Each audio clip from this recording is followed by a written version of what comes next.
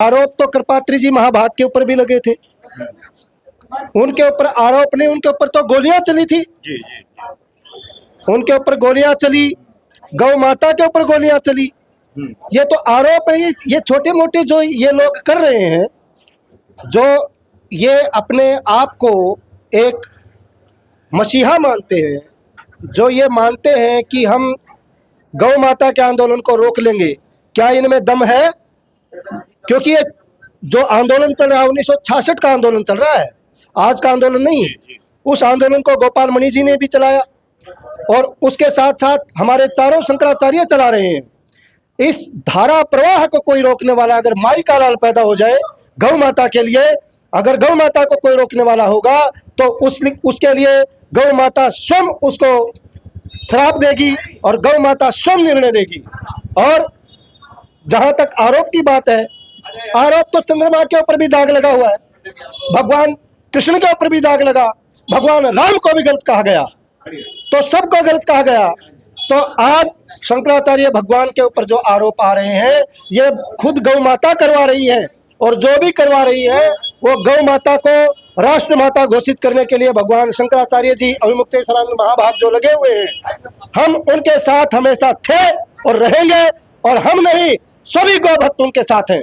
अगर किसी माई के लाल की हिम्मत है गौ माता के आंदोलन को कोई रोक दे, तो हम ये बताना चाहते हैं उनको कि अब समय आ गया है उनको बताने का कि अब गौ माता के इस आंदोलन को कोई रोकने वाला नहीं होगा।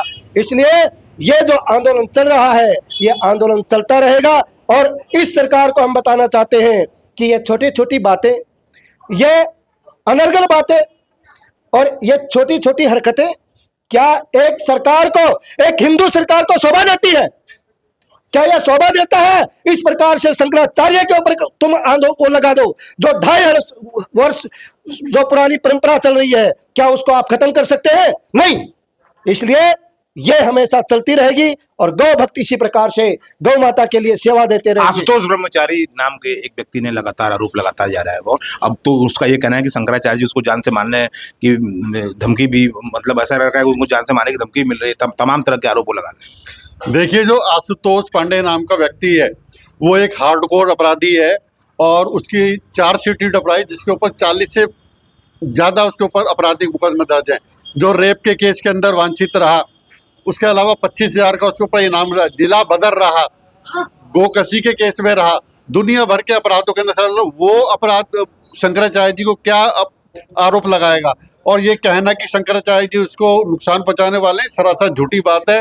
केवल ये गौ माता राष्ट्र माता अभियान के भय से डरकर विपक्षियों ने उसको खड़ा किया है।